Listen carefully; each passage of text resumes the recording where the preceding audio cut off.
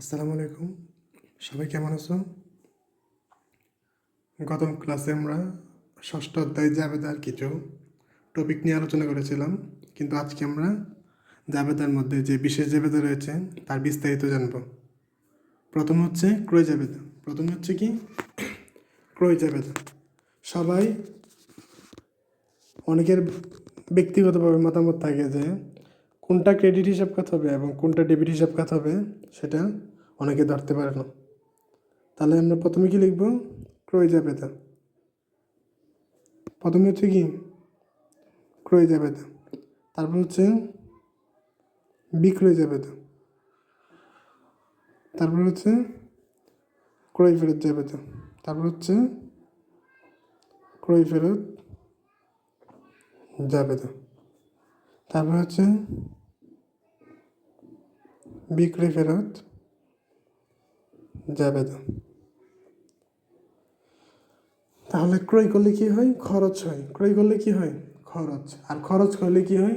Debit হয়। তার আগে আমাদের জানতে হবে ক্রয় জাবেদায় কী আসে, বিক্রয় জাবেদায় কী আসে, এবং ক্রয় ফেরত জাবেদায় কী আসে, বিক্রয় ফেরত জাবেদায় কী আসে। ক্রয় ফেরত জাবেদায় সকল দ্বারে ক্রয় আসবে, বিক্রয় ফেরত জাবেদায় সকল দ্বারে বিক্রয় আসবে। আর ক্রয় ফেরত জাবেদায় যদি আমরা দ্বারে ক্রয়কৃত পণ্য ফেরত দিই সেটা আসবে। আর বিক্রয় ফেরত জাবেদায় যদি আমরা দ্বারে বিক্রয়কৃত পণ্য ফেরত পাই বা ফেরত আসে সেটা আসবে। তাহলে ক্রয় জাবেদায় ক্রয় করলে কি হয়? খরচ হয়। খরচ হলে ডেবিট। আর ধারে ক্রয় ক্রয় করলে কি হয়? মানে দায় বৃদ্ধি পায়, মানে পাওনাদার সৃষ্টি হয়। পাওনাদার কোথায় থাকে? ক্রেডিটে থাকে। তাহলে আমরা কি লিখবো এখানে? ক্রেডিট হিসাব খাত লিখবো। কি লিখবো? ক্রেডিট হিসাব খাত। এখানের যে বিষয়গুলো আমরা যুক্তি সহকারেও পড়তে পারি, আবার টেকনিক দিয়েও পড়তে পারি। ক্রয়ের মধ্যে যদি ক্রেডিট হিসাব খাত হয়, আর বিক্রয়ের মধ্যে কি হবে? ডেবিট হিসাব খাত। ডেবিট হিসাব খাত। আর সেটা আমরা যুক্তি সহকারে বলতে গেলে বিক্রয় করলে কি হয়? আয় হয়। আয় হলে ক্রেডিট, তার মানে বিক্রয় হিসাব ক্রেডিট। আর ধারে বিক্রি করলে টাকা আমরা যেহেতু পাই না, তার মানে ভবিষ্যতে পাবো, মানে দেনাদার সৃষ্টি হয়, মানে বকে আয়। আর বকে আয় মানে তো সম্পদ, মানে দেনাদার মানে সম্পদ। আর দেনাদার যেহেতু সম্পদ, সম্পদ বাড়লে কি হয়? ডেবিট হয়। এই জন্য ডেবিট হয়েছে। তারপরে যেটা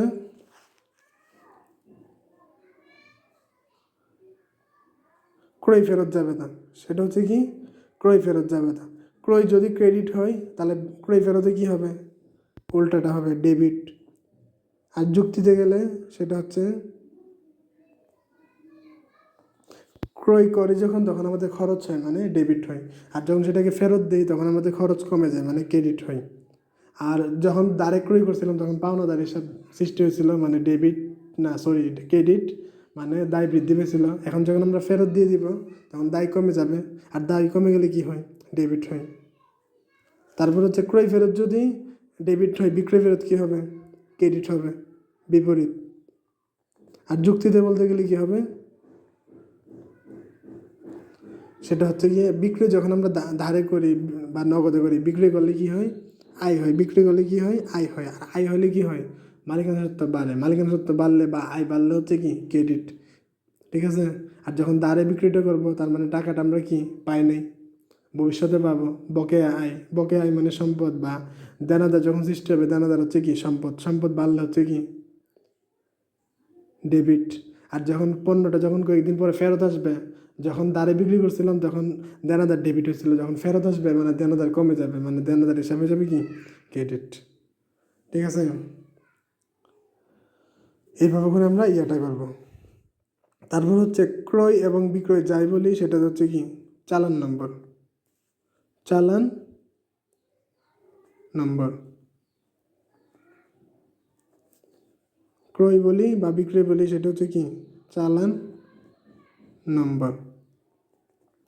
আর ক্রয় ফেরত। ক্রয় ফেরত মানে কি? ক্রয় মানে হচ্ছে ডেবিট, এখানে হবে কি ডেবিট নোট নম্বর।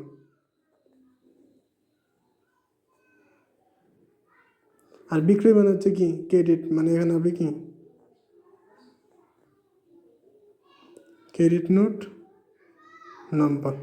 আর সূত্র সব করেই হবে, সূত্র কোন করে হবে? সব করে। যত রকমের জাবেদা আছে সব জায়গায় কী হবে? সূত্র হবে, অর্থাৎ বিশেষ জাবেদার মধ্যে। তারপর হচ্ছে ব্যতিক্রম হিসেবে ক্রয় জাবেদার মধ্যে একটা শর্তের ঘর আসবে, যেটা অন্য ঘরের মধ্যে আসবে না। আর তারিখ তো সব ঘরে আসবেই।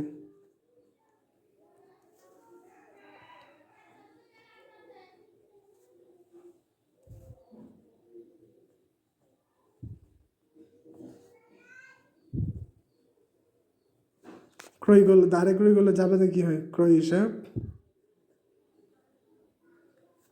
ডেবিট, আর পাওনাদার হিসাব ক্রেডিট। আর দাঁড়ে বিক্রি করলে হচ্ছে উল্টা, যেখানে পাওনাদার ক্রেডিট হয়েছিল এখানে দেনাদার ডেবিট হয়ে যাবে। আমার কাছে কেউ পাইলে সেটা তো পাওনাদার, আর আমি যদি পাই তাহলে দেনাদার।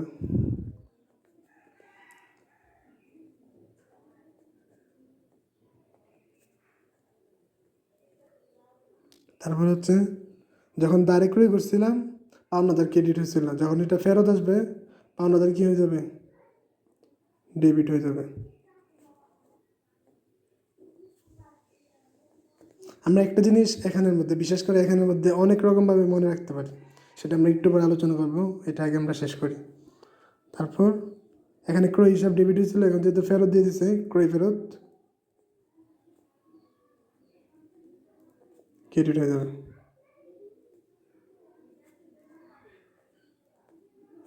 এখানে সেম, যখন বিক্রি করছিলাম তখন বিক্রয় হিসাব হয়েছিল ক্রেডিট, আর এখন হয়ে যাবে কি?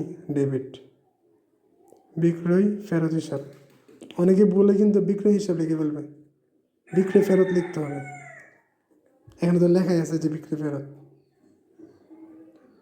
আর দেনাদার হিসাব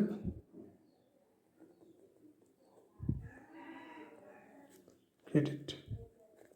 একটু আগে যে বিষয়টা বললাম যে আমরা একটু পরে আলোচনা করবো, সেটা হচ্ছে এই যে বিষয়গুলো লেখার পরে আমরা কিন্তু এই ঘরটা খালিও রাখতে পারি, মানে যদি মনে না থাকে। এখানে মধ্যে ব্যক্তিবাচককে পাওনাদার, পাওনাদার ক্রেডিট আছে এই জন্য ক্রেডিট হিসাব খাত। এখানে ব্যক্তিবাচককে দেনাদার, দেনাদার ডেবিট আছে এই জন্য ডেবিট হিসাব খাত। এখানে ব্যক্তিবাচককে পাওনাদার, পাওনাদার ডেবিট আছে এই জন্য ডেবিট হিসাব খাত। এখানে ব্যক্তিবাচককে দেনাদার, দেনাদার ক্রেডিট আছে এই জন্য ক্রেডিট হিসাব খাত। এইভাবেও মনে রাখতে পারি যদি আমরা প্রথমে জাবেদাটা যুক্তির মধ্যে লিখতে পারি। ঠিক আছে, এই হচ্ছে আমাদের বিশেষ জাবেদার যে বিস্তারিত আলোচনা। এখন হচ্ছে আমাদের, আমরা যে লিখব তারিখ দিয়ে, প্রথমে তো আমরা লেনদেন পড়বো, লেনদেন পড়ার পরে যে ব্যক্তিগত হিসাবটা সেটাই আমাদের এখানের মধ্যে আসবে, সেটা যে যাবে দেই হোক ব্যক্তিগত বাচক হিসাবটা আসবে। কখনো ক্রয় বা বিক্রয়, ক্রয় ফেরত বিক্রয় ফেরত এই ক্রেডিট হিসাবে ডেবিট হিসাব খেতে কখনো আসবে না।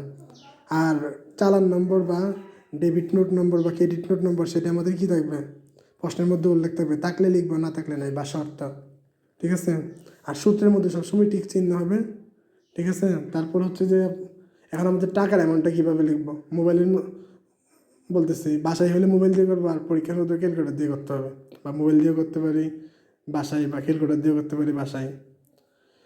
আমাদের প্রশ্নটা পরে সেটার মধ্যে কীভাবে কোনো বাট্টা থাকলে সেই বাট্টাটা কী করতে হবে? ক্যালকুলেশন করে বের করে মাইনাস করতে হবে, এবং কোনো ধরনের খরচ থাকলে, বহন খরচ থাকে, প্যাকিং খরচ থাকে, পরিবহন খরচ থাকে, সেটা আমাদের ওই ব্যালেন্সের সাথে যোগ করে বসাতে হবে তারিখ অনুযায়ী। এতটুকুই, আর কিছু না। মেন হচ্ছে আমাদের গড়টা এবং কোনটা ক্রেডিট হিসাব খাত কোনটা ডেবিট হিসাব খাত। ধন্যবাদ, আজকে এখানেই শেষ করলাম। পরবর্তীতে আরেকটি ক্লাস নিয়ে আসবো। আসসালামু আলাইকুম।